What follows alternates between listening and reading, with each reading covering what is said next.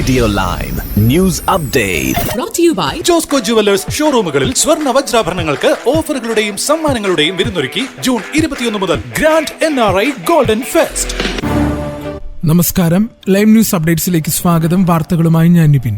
UK-യിലുടനീളമുള്ള ആയിരക്കണക്കിന് EEBT ഉപഭോക്താക്കൾക്ക് mobile network തടസ്സപ്പെട്ടതായിട്ടുള്ള റിപ്പോർട്ടുകൾ പുറത്തുവന്നു. ഇന്നലെ രാവിലെ 11:15 ഇന്റർനെറ്റ് തടസ്സങ്ങൾ നിരീക്ഷിക്കുന്ന ഡൗൺ ഡിറ്റക്ടർ എന്ന വെബ്സൈറ്റിൽ EEയുമായും അതിന്റെ മാതൃകമ്പനിയായ BTയുമായും ബന്ധപ്പെട്ട പ്രശ്നങ്ങൾ റിപ്പോർട്ട് ചെയ്തിരുന്നു. ഉച്ചയ്ക്ക് 2:15 പരാതികൾ ഏറ്റവും ഉയർന്നത്. 2600-ലധികം EE ഉപഭോക്താക്കളാണ് മൊബൈൽ നെറ്റ്വർക്ക് ആക്സസ് ചെയ്യുവാൻ കഴിയുന്നില്ലെന്ന് റിപ്പോർട്ട് ചെയ്തത്.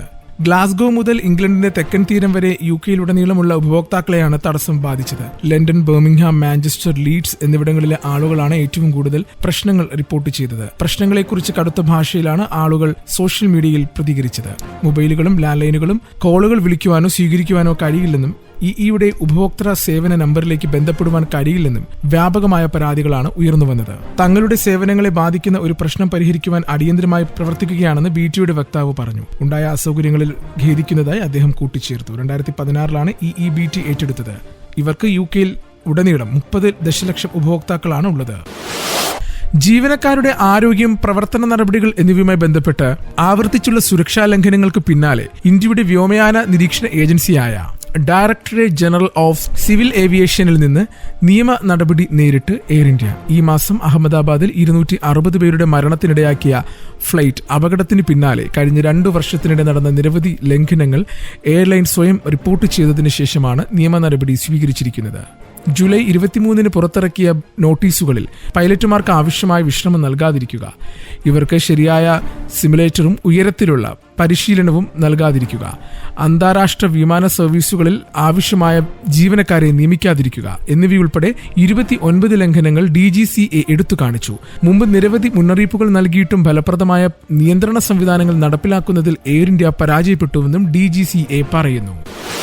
പ്രധാന മേഖലകളിൽ 10 വർഷത്തെ സമഗ്രവും തന്ത്രപരവുമായ പങ്കാളിത്തം ലക്ഷ്യമിടുന്ന ഇന്ത്യ UK വിഷൻ 2035-ന് പ്രധാനമന്ത്രി നരേന്ദ്രമോദിയും UK പ്രധാനമന്ത്രി കെയർ സ്റ്റാർമറും അംഗീകാരം നൽകി. സമ്പദ് വ്യവസ്ഥ, വളർച്ച, സാങ്കേതിക വിദ്യ, നവീകരണം, ഗവേഷണം, വിദ്യാഭ്യാസം, പ്രതിരോധം, സുരക്ഷ, കാലാവസ്ഥാ പ്രവർത്തനം, ആരോഗ്യം, ജനങ്ങൾ തമ്മിലുള്ള ബന്ധം എന്നീ മേഖലകളിലാണ് സഹകരണം. ഇരു പ്രധാനമന്ത്രിമാരും നേരിട്ട് മേൽനോട്ടം നൽകും. സാങ്കേതിക വിദ്യ, വ്യാപാരം, നിക്ഷേപം, സാമ്പത്തിക മേഖല, സഹകരണം തുടങ്ങിയ മേഖലകളിലെ പ്രശ്നങ്ങൾ പരിഹരിക്കുവാൻ വിദേശകാര്യ മന്ത്രിതലത്തിൽ അവലോകനം ഇരു രാജ്യങ്ങളും തമ്മിൽ ഒപ്പിട്ട വ്യാപാര കരാറിനെ അടിസ്ഥാനമാക്കിയാണ് ഇത് നടപ്പിലാക്കുക.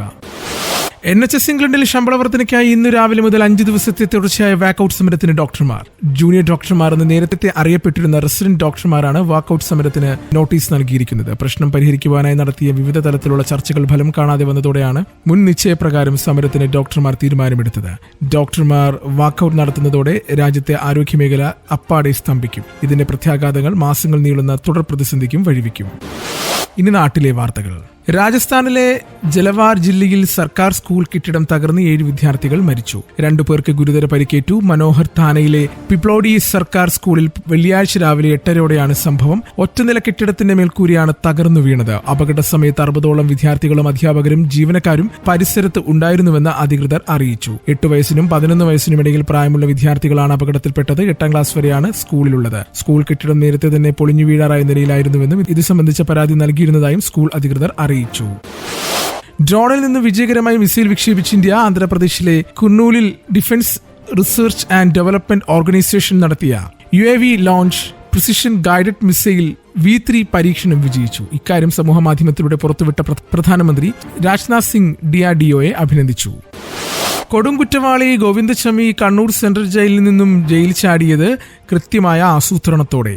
താടി വളർത്തിയതു മുതൽ കറുത്ത വസ്ത്രം കൈവശപ്പെടുത്തിയതുവരെ ഗോവിന്ദച്ചാമിയുടെ ആസൂത്രണത്തിന്റെ ഭാഗമായിരുന്നു. ഗോവിന്ദച്ചാമിയുടെ ഏറ്റവും പുതിയ ചിത്രമെന്ന് പറഞ്ഞ് ഇന്ന് രാവിലെ ജയിൽ വകുപ്പ് പുറത്തുവിട്ടതിൽ മൊട്ടയടിച്ച് കുറ്റിത്താടിയുള്ള രൂപമായിരുന്നു. എന്നാൽ പിടികൂടുമ്പോൾ കട്ടത്താടിയും മുടിയും വളർത്തിയത് മുതൽ ഗോവിന്ദച്ചാമിയുടെ ആസൂത്രണം തുടങ്ങുന്നു. ഷേവിംഗ് അലർജിയാണെന്ന് പറഞ്ഞ് പ്രത്യേക അനുമതിയോടെയാണ് താടി വളർത്തിയത്. പുറത്തിറങ്ങിയാൽ തിരിച്ചറിയാതിരിക്കുവാനാണ് ആ നീക്കം. ജയിലിൽ പ്രത്യേക ഭക്ഷണക്രമവും ഇയാൾ പിന്തുടർന്നു. കുറച്ചു നാളുകളായി ചപ്പാത്തി മാത്രമാണ് അയാൾ കഴിച്ചിരുന്നത്. ശരീരഭാരം പകുതിയായി കുറച്ചു. ബ്ലേഡ് പോലുള്ള ആയുധം സംഘടിപ്പിച്ച് ദിവസങ്ങളോളം എടുത്താണ് സെല്ലിന്റെ കമ്പി അറുത്തത്. ആയുധം കടത്തിയതും കമ്പി അറുത്തതൊന്നും ഉദ്യോഗസ്ഥർ അറിഞ്ഞില്ല. പിടികൂടിയപ്പോൾ കയ്യിൽ ടൂൾ ഉള്ളതായും കമ്മീഷണറും സമ്മതിക്കുന്നു. ഇയാൾ വസ്ത്രത്തിൽ പുറത്തിറങ്ങിയാൽ തിരിച്ചറിയുമെന്നതിനാൽ കറുത്ത വസ്ത്രം നേരത്തെ കൈവശപ്പെടുത്തി. വിചാരണ തടവുകാരുടെ വസ്ത്രം അലക്കാനിട്ടതിൽ നിന്നുമാകാം ഇത് സംഘടിപ്പിച്ചതെന്നാണ് സൂചന.